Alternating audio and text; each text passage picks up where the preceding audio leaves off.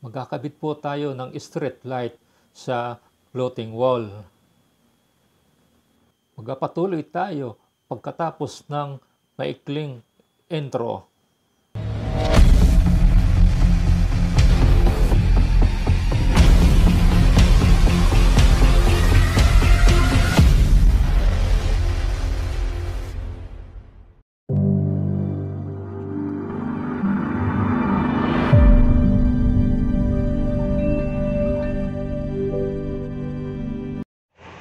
Ganito ang hitsura ng floating wall.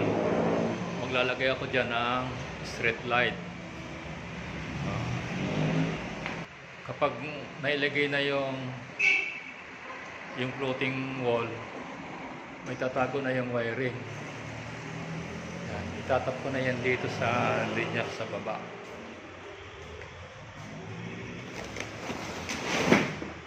Ayan.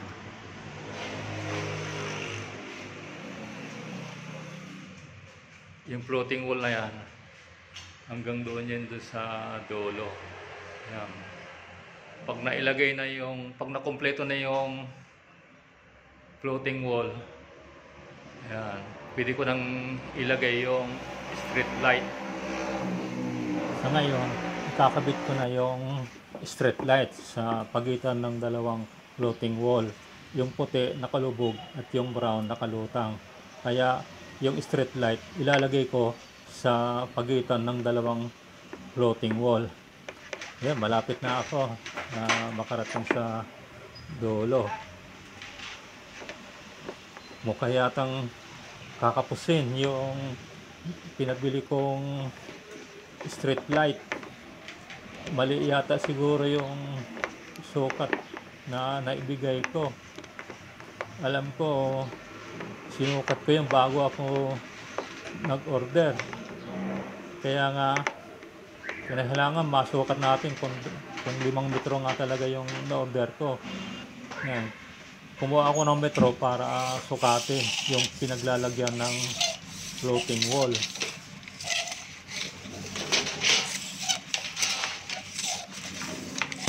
Ayan, nasa 5 metro naman. At siguro mali yung nakuha kong street light kasi dalawa yung pinabili kong street light, 2 5 metro at 2 4 na metro. Kasi ang paglalagyan ko ng street light, dalawang lugar sa floating wall, isa sa baba at isa sa taas.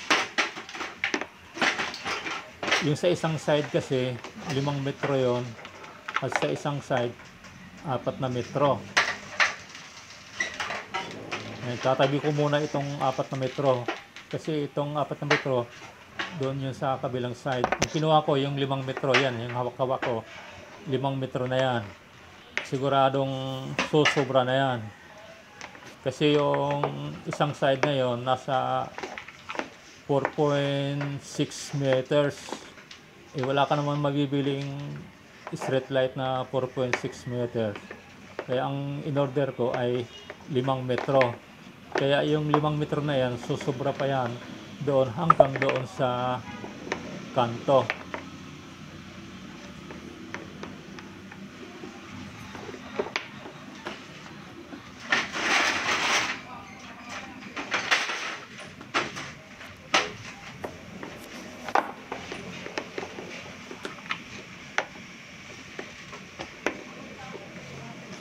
Yan o, mahaba pa. Mali lang yung nadampot ko kanina. Kung minsan mahirap din nagmamadali, iba yung nadadampot mo. Ayan. Yan o, mahaba pa ang matitira. Yung susobra sa street light, ipapasok ko doon sa loob ng floating wall. May space pa naman para mailagay yung transformer doon sa likod ng floating wall. Sinisiksik ko yan dahil halos eksaktuhan lang. Yan, may mga lugar na masikip, may mga lugar na maluwag. Hindi ko na siya dinikitan dahil hindi naman siya matatanggal.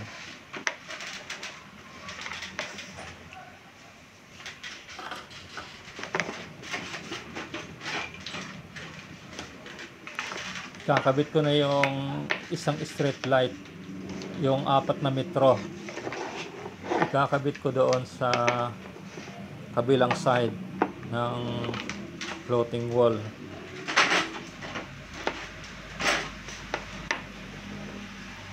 Ito yung 4 na metro. Ito yung nadampot ko kanina. Ayan, ito sobra din to sa 4 na metro. Ayan, nasa dulo na tayo.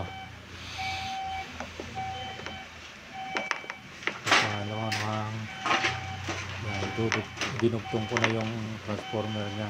Kumuha ko na rin ako ng pliers para putulin yung dulo ng wire para mahugot ko siya kay baba. Diyan ko itatap yung strip light.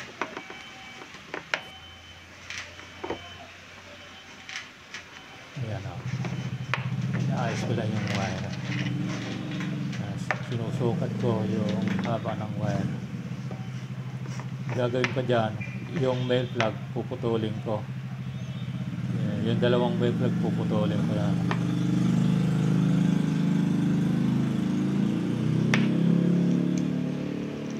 Putulin na natin para ma-splice na natin yung dalawang plug. Tapos ang gagawin natin, tatalupan natin siya.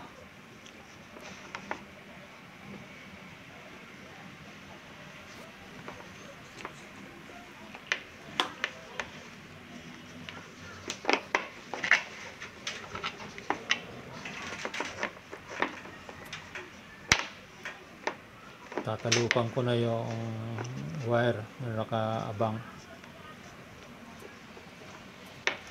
para maitap ko na yung dalawang strip light.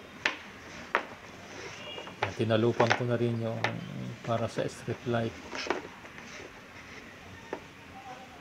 Yan, pagsasamahin ko lang yung dalawa dahil naka parallel connection siya.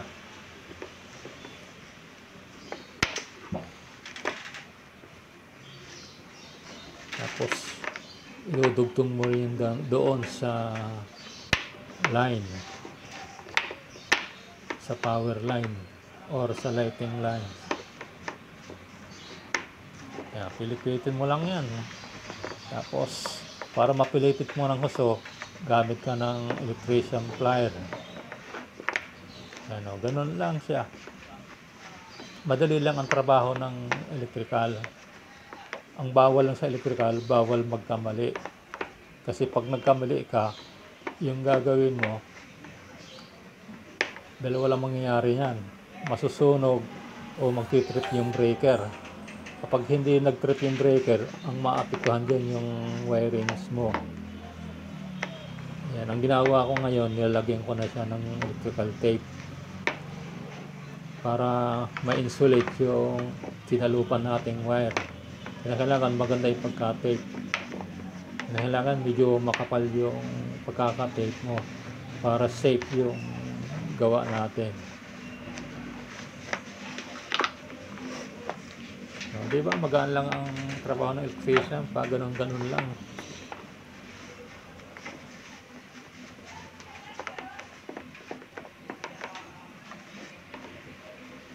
Dinamihan ko na ng electrical tape para sigurado. Yung sa kabila, ganun din ang gagawin ko doon sa isang linya. Tinalupan ko na rin yung power line.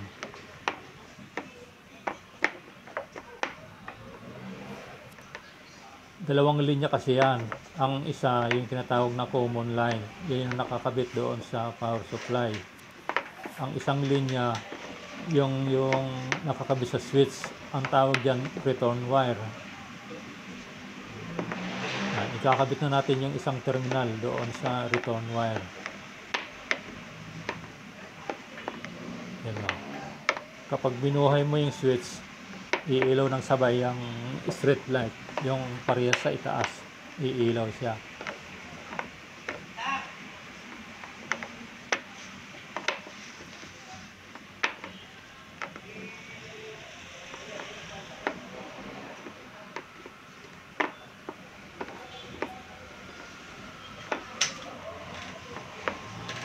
higpitin lang natin ng electrician plier para mahigpit. Sa electrical kasi bawal ang maluwag. Kapag maluwag yung pagkakoneksyon niyan, yan umiinit. Yan ang pinagsusimula ng sunog. Mas maganda na yung mag-shorted ka, huwag lang yung mahina yung koneksyon. Kapag mahina ang koneksyon, yan ang pinagmumulan ng sunog.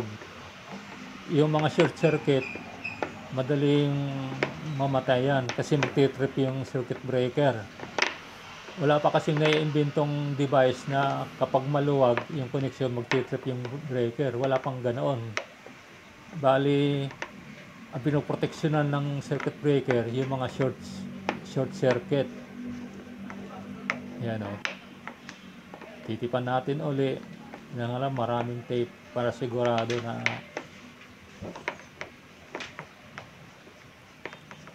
yan, kaya natin tinitipan yan para maging safe. Isa pa, para matakpan yung dugtungan ng wire. Yan. Ang tape din, protection din yan doon sa wire para hindi siya magkaroon ng corrosion. Hinaharang niya yung mga moisture. Diba pag tag-ulan, hindi maiwasan na magkaroon ng moisture. Kapag maganda yung pagka-tape mo, hindi yung basa-basa papasukin ng moisture at hindi basa-basa magdi-disconnect yung mga dugtungan. Yung dulo ng street light, pinipang ko rin para sigurado na hindi siya makakalas.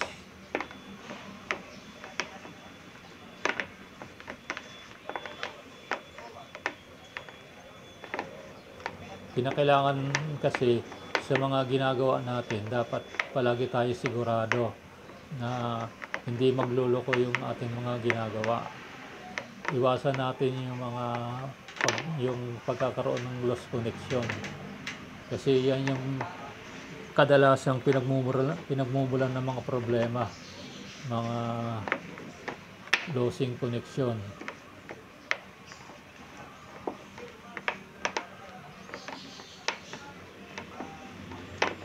Tinitipan natin para maging intact siya.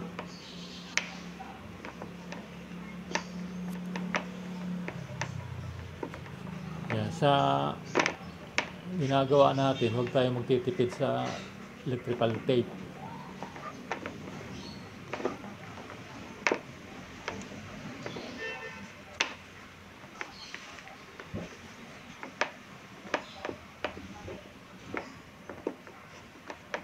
Kailangan mailagay natin maayos. Sa paggawa natin, iisipin natin yung sa pag-maintenance. Nilalagay ko ng maayos na kapag halimbawa nagloko yung ilaw, pwede nating hilahin. Kasi yung transformer, matatakpan yan ng floating wall. Yung ginagawa natin para yung sa pang hinaharap. Kasi hindi naman habang buhay na magiging maayos yung street light. Kaya nga sa paggawa natin, kinakailangan na prevent na natin yung mga darating na problema. Dapat ganoon ang ginagawa ng electrician. Ang gagawin natin, ikakabit na naman natin yung street light sa bandang ibaba. Yung sa bandang itaas, natapos na natin. Para mailagay natin yung street light, mangangailangan tayo ng, anong tawag nito, nakalimutan ko na, no more nail. Ang tawag nito sa pandikit, no more nail. Yung kasing street light, hindi naman natin pwedeng ipako yan. Pag pinako, magkakaroon tayo ng short circuit. At saka makakakuryente pa tayo niyan. Yan, lalagay natin ng dikit para maidikit natin yan doon. Kaya lang ang problema niyan, hindi naman yan titigas ka agad-agad. Kaya ang gagawin ko yan, i-screw ko siya. Gagamit ako ng black screw. Ang gagawin natin pag i-screw diyan, doon sa gilid ng street light para habang malambot pa yung dikit, hindi malalaglag yung street light. Kapag naging matigas na yung dikit, sa street light, kahit tanggalin mo yung black screw, hindi na siya malalaglag. O tingnan mo, yung kinabit ko, yung dulo nalalaglag, oh. Hindi pa kasi siya nakatigas. Kaya ang pinaka magandang paraan niyan, i-screw mo muna siya pansamantala.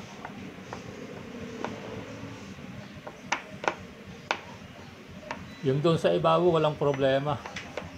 Hindi ko na dinikitan dahil hindi naman yung malalaglag.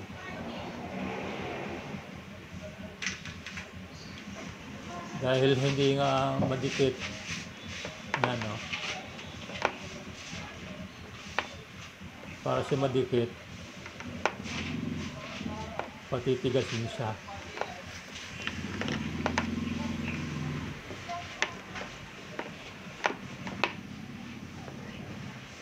Yan, kaya ang gagawin ko, didikitan ko siya uli at gagamit ako ng cordless para may screw yung street light pang samantala. Yan, meron na tayong cordless. Nilapit ko na yung cordless, yun ang gagamitin ko para may screw natin yung street light. Sa electrician hindi dapat maarte. Kasi pagka minsan hihiga ka na walang higaan. Yan, i-screw na natin.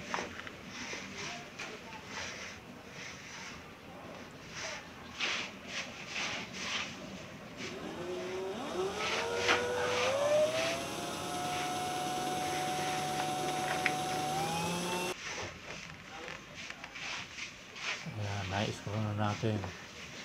Tapos mag-screw tayo uli.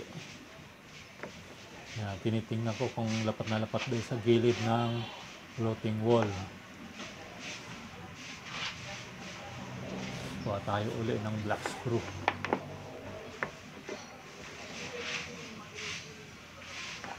I-screw natin uli.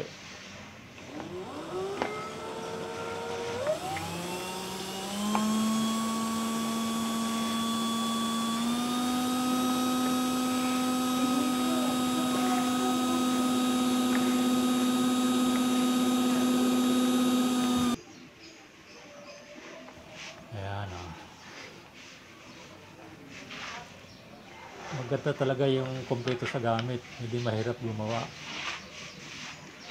Kaya sa ganitong sitwasyon, hindi mo maiwasan na hindi ka humiga. Ipoposisyon muna natin yung cordless. Wala pa pala ang bahala. Ayan. Ito na.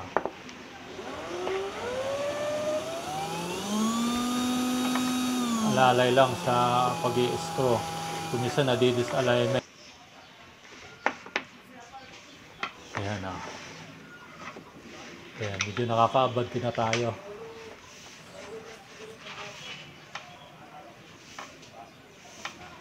Ayan, kulang pa ng screw. Dadagdagan natin ng screw. Medyo bumababa pa yung ating street light.